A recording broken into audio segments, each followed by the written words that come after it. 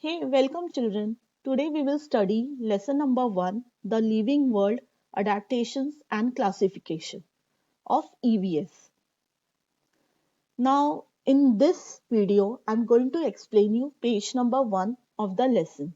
And in the next video, I will explain you adaptations in plants. So let's start. In what different ways is the diversity in living things seen? Now this lesson starts with one question. Why it is starting with a question? Because the author wants us to think why there is diversity on this earth, so much diversity. Now, children, you must be thinking, what is this diversity? Diversity is the difference in all the animals. Now, all the living things. Now, who are all the living things? We, human beings, are living things, plants, and all animals are living things. But there is so much different in all of us, and this is called as diversity. So let us study this lesson in detail. A great variety of plants is found on the earth. We already know that there is huge variety. There are different types of plants on this earth. Some are small, some are big, some are aquatic, some are terrestrial, some are found in snowy regions, some are found in desert. So some plants have colorful flowers. All plants do not have flowers, but some of the plants which have flowers, there are also a lot of differences there. Now some give produce red flowers, some produce orange, some flowers are white color. So there is a huge variety in flowering plants also. For example, in rose, if we go to see a rose plant, uh, do you agree with me that all the rose plants give the same type of roses? Are the rose flowers of same size, same color, same structure? No.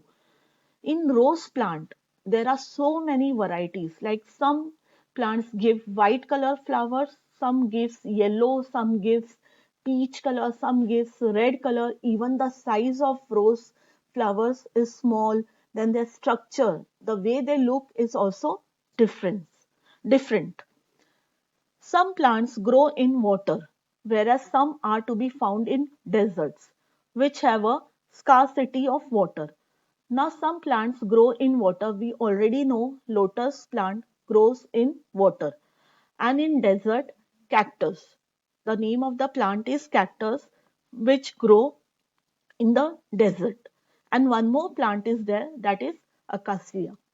So these are the plants which grow in desert. There are many other plants also, but I'm just giving you one or two examples. Deserts have very less water, that is scarcity of water. Okay. Some plants are found only in snowy regions. Now the plants which are growing in the snowy regions, they may not grow on the in the desert area. Some plants cannot be seen without a microscope, whereas some are huge in size. Now you already know what is microscope. You must have seen in your lab, school lab. So we cannot see some plants with our naked eyes. We have to see those plants under the microscope only because they are very, very small, which are not visible to our eyes. And some are huge in size. We already know banyan tree. You must have seen the banyan tree. They are very huge in size. Some plants cannot be seen without a microscope. Okay, so the plants which cannot be seen with a microscope, I want you children to find out the names of the plants and write in your notebook. In the next video, I will give you the examples when I'm doing adaptation in plants. So there should be some homework also for you, and you should also have the excitement to find out about new things. So children, please find out which are the plants which can be seen under microscope. Now, like plants, animals too show diversity. As I've told you, animals also have many differences in they are different from each other. They have many differences. So animals too show diversity. Some are unicellular, others multicellular. Now, what is unicellular? The animals which have only one single cell. Now, do you know the example of unicellular organism? That is amoeba. And multicellular, I'm not going to tell you, so you have to write this in your notebook. Examples of multicellular animals. Some are vertebrates, whereas others are invertebrates. Now, again, what do you mean by vertebrates and invertebrates? Vertebrates are the animals with a backbone, and invertebrates animals do not have backbone. Now, vertebrates examples, it is very easy. We human beings and many animals have backbone, so they are called as vertebrates. And invertebrates, um, do you want to search or can I give you one or two examples? See, insects like butterfly, they are called as invertebrates. Then aquatic animals, starfish is also a invertebrate. So these are some of the examples which I have given you, but I want you to find more examples about vertebrates and invertebrates. This world is full of a variety of animals: aquatic, terrestrial, amphibian, reptilian, aerial, etc. Now, aquatic animals, you already know the animals which live in water. Fish, all fishes live in aquatic, that is in water. Terrestrial are the animals which live on land. Tiger, then cat, dog, they live on land. Amphibian. Now, these are animals which live both in water also and on land. For example, frog, crocodile. These are all amphibian animals.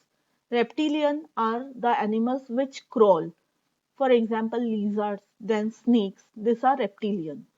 Aerial, the birds, those are aerial animals because they fly in the sky. These observations give rise to the question: how did this great diversity come into being? So, how did this great diversity actually came into the being? That we are going to find out in this lesson. As we study this lesson, we will already come to know. Are the plants and animals from Kashmir and Rajasthan of the same type?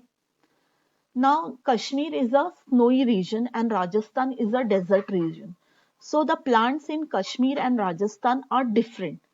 Now, can you elaborate on any differences between two? Yes, there are a lot of difference that we are going to see when I'm going to do adaptation in plants. Coniferous trees like pine and deodar flourish in snowy regions like Kashmir. These trees are found only in Kashmir and they are not found in Rajasthan because the shape of the trees is totally different. Their branches are slanting. Why? That also I will tell you in my next video. However, in the deserts of Rajasthan, plants like cactus and acacia babul are found in Rajasthan. The camel, a desert animal, is not found in Kashmir, but it is found in Rajasthan. What is the reason for these differences? That also we will find out. Now, this adaptation. Now, what do you mean by adaptation? Adaptation is that gradual changes, means the changes occurring in the body, okay, in the shape, structure, parts. So there are some changes happening in the body of the living organisms. Why? For them to adjust in their surrounding. Now suppose I'm a human being, we all are human being. Can we go and stay in the water? No. If we want to stay in the water, we should have fins, then scales, then tail, and our body should be like a stream like body for us to swim in the water.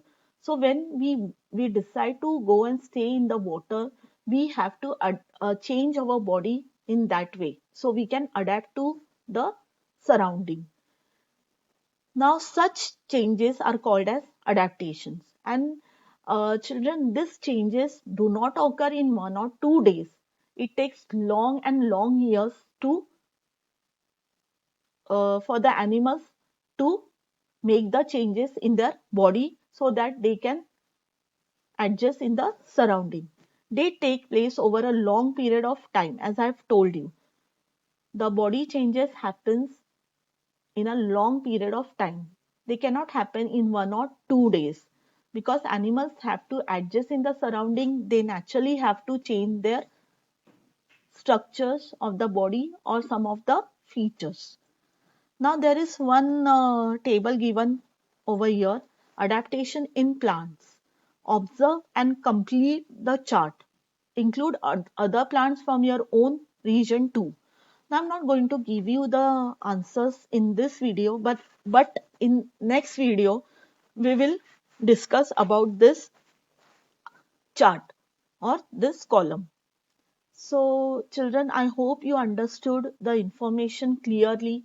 If you have any doubt, go through the video again and again. You will come to know what is the adaptation or why there is so much diversity in animals or living organisms.